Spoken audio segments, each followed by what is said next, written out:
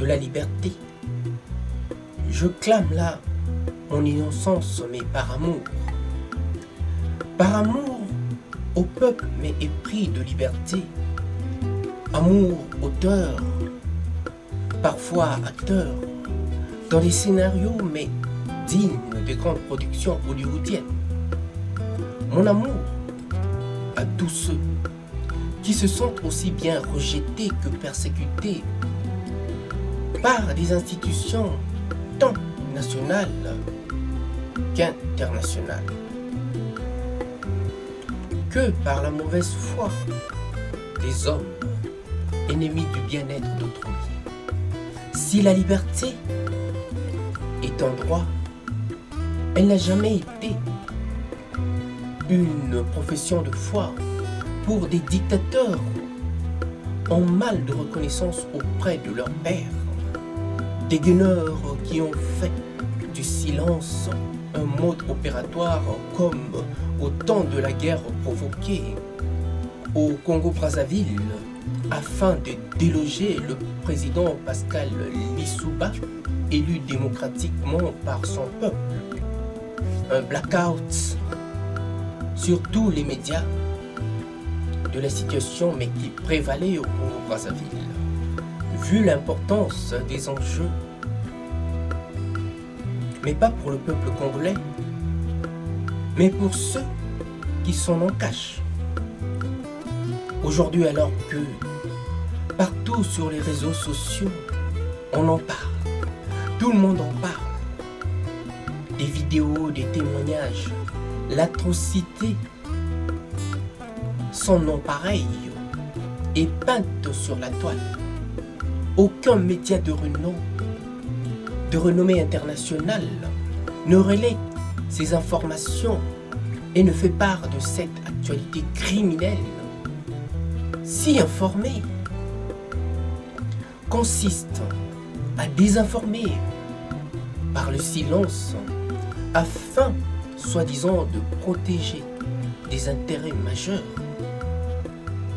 mais pas au point de mettre un peuple en danger. Où sont passées ces institutions de renom qui ont toujours, soi-disant, protégé les populations fragiles? Tel est le cas aujourd'hui de la République démocratique du Congo.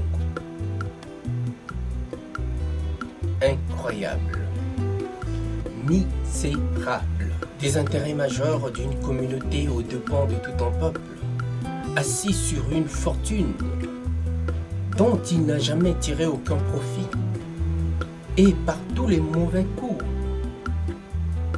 possibles et inimaginables, de l'exproprier par des complots à tuerie massive et des crises récurrentes pour saper le moral de ce peuple congolais, quitte à le pousser à la résignation pendant que d'autres s'attellent à ternir son image, mais sur le plan international.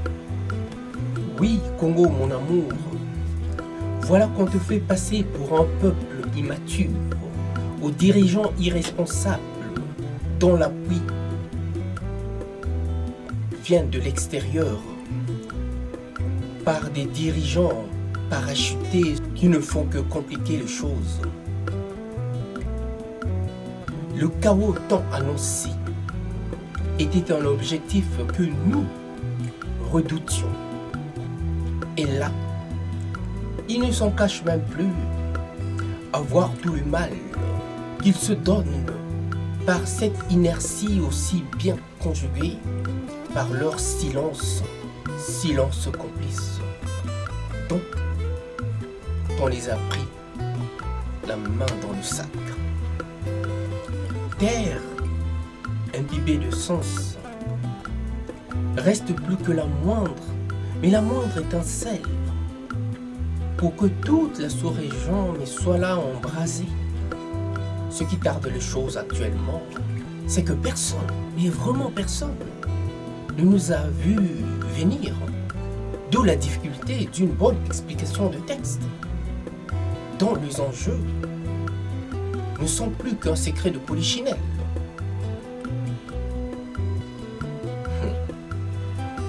La liberté est un droit, certes. Elle est aussi un devoir qui tient avant tout du bon sens.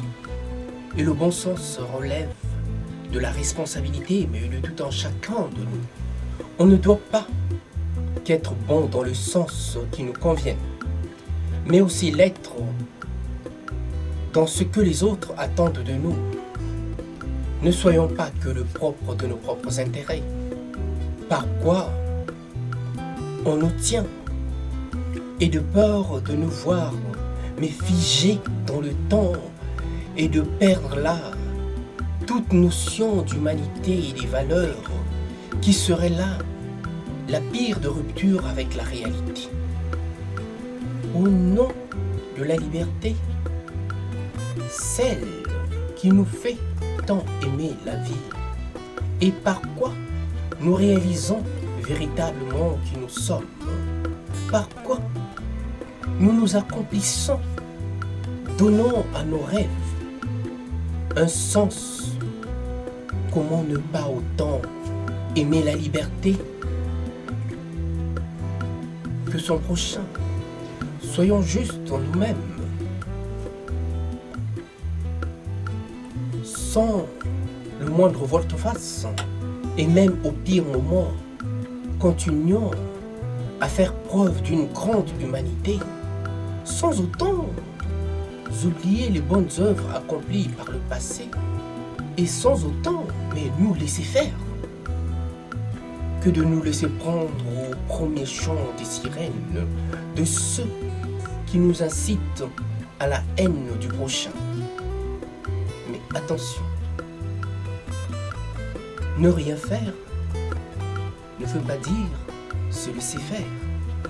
Si la liberté nous plaît tant, c'est parce que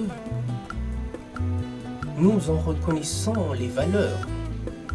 La liberté est la plus belle des choses dont les dictateurs ne peuvent s'empêcher de priver à d'autres.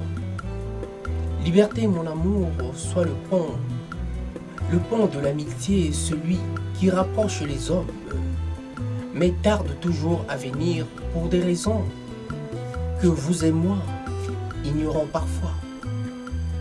Soit ce pont entre les cultures qui témoigne là de notre triomphe sur le mal-être des hommes de pouvoir sur d'autres.